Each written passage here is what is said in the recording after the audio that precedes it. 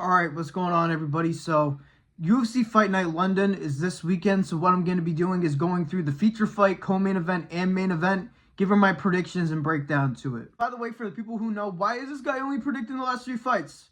The card is a little top-heavy, let's be real, and I don't like making predictions where I don't feel like I know the fighters enough. I feel like it's not a good enough prediction, so I only predict fights where I know I can predict on this channel, just so you guys know.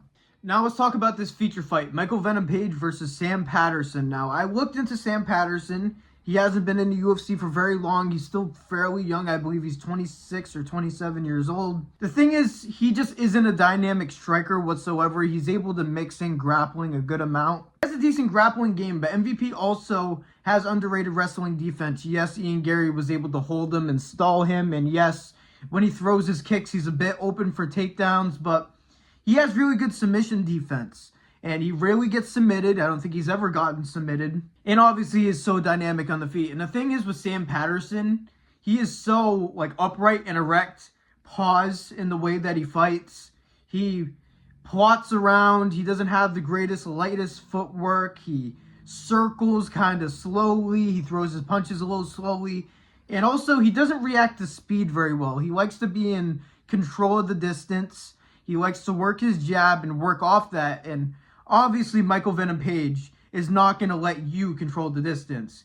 He controls the distance at all points when he fights. So, I think there is a major chance that Michael Venom Page gets a round 1 knockout here. It's whether he's able to stuff the takedowns of Sam Patterson. And honestly, I think he does. Sam Patterson is kind of small for the weight class. He's tall, but he doesn't have a lot of density to him. He isn't very... I don't know, he just doesn't have that dynamic ability that you need for me to pick against my favorite fighter, Michael Venom Page. There may be some bias here, but let me know if you guys agree. I just don't think Sam Patterson has that oomph ability to in any other place. I know he's balanced, but he doesn't have the oomph in any single category for me to pick against MVP. So I honestly am picking a round 1 knockout for MVP. We haven't got that in the UFC yet, where he just absolutely demolishes somebody. And I think this is going to be in London.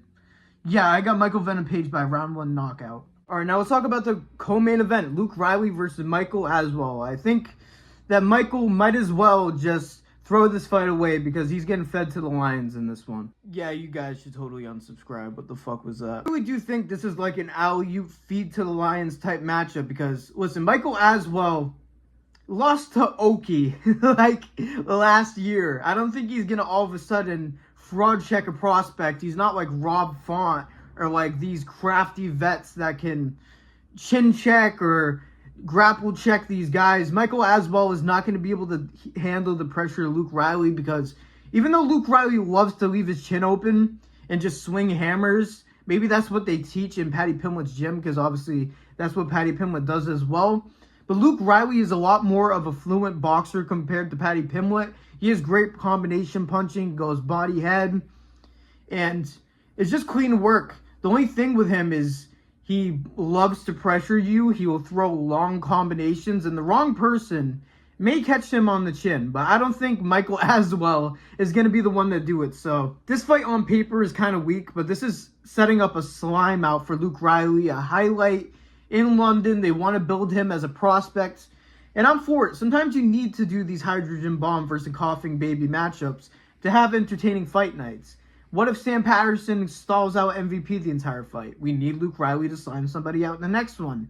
It's kind of simple. So yeah, I don't think that Michael Aswell has shown anything to me to be able to handle the pressure and volume of Luke Riley. So I think we might get back-to-back first-round knockouts here. First-round knockout for MVP. And I think Luke Riley is going to slime out Michael Aswell in the first round as well.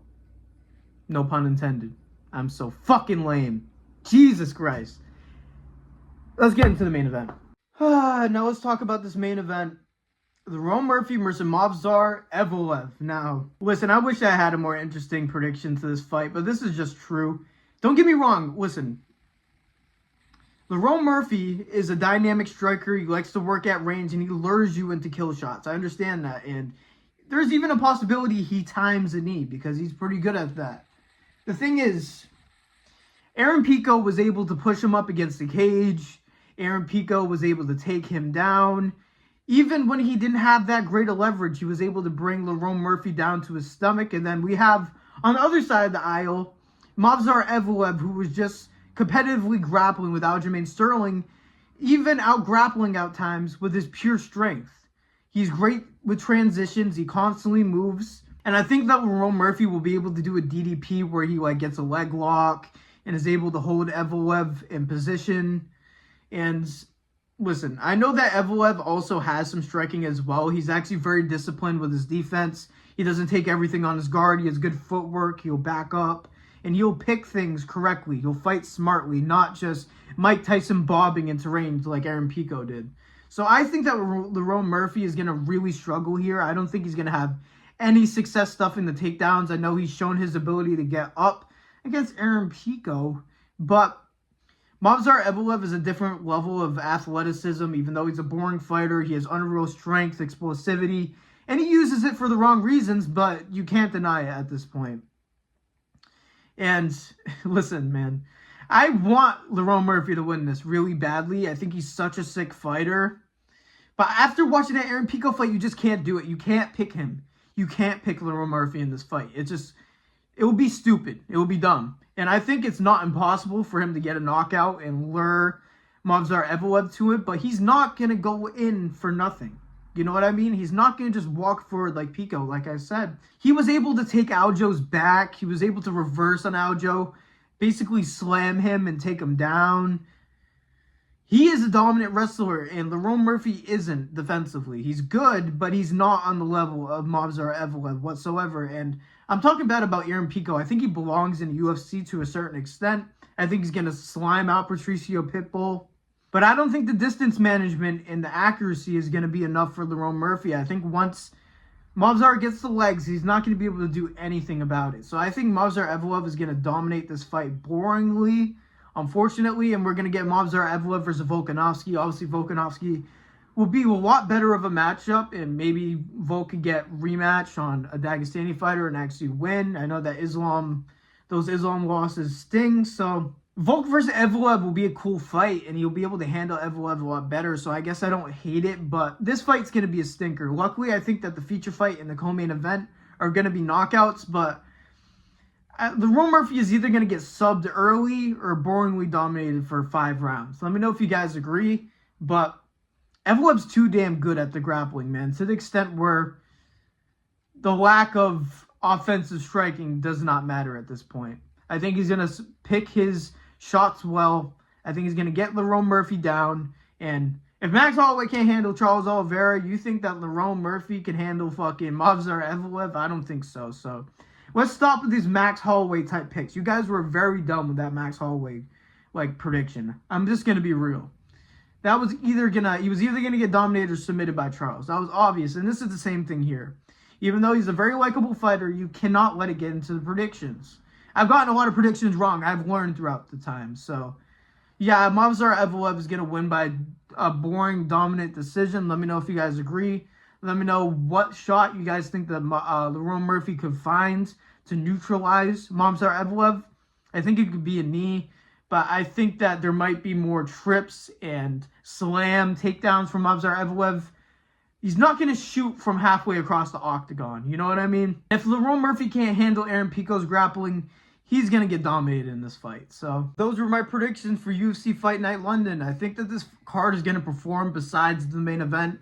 Usually on these low-name cards, they end up having more to prove, and the cards end up performing very well. There's going to be national pride flowing out the O2. So this could be a great event. I can see it. I think the main event's going to be boring, but I think the rest of the event is going to be pretty scrappy and pretty good. Let me know if you guys agree. But what do you guys think? Do you guys disagree with any of my picks? Let me know why. Let me know how stupid I am. Let me know how wrong I am. Everything. Make sure you guys like the video, subscribe, turn on notifications, all that. I'm a small channel, so all interaction helps. If you enjoyed the channel, please help out. YouTube's hating recently. I don't know what's going on. It's more hit or miss. This video is either going to get 30 views or over 100 or maybe 500 plus. Can we get 500 plus? I'll be happy about that. So I'll be doing an instant reaction to this event. So stay posted for that. Right after the event, there will be a video going up. Obviously not instantly after, since I have to edit it and drop it. But about an hour and a half after the event, there will be one posted. So thank you guys for listening to me yap like usual. God bless every single one of you. And peace out.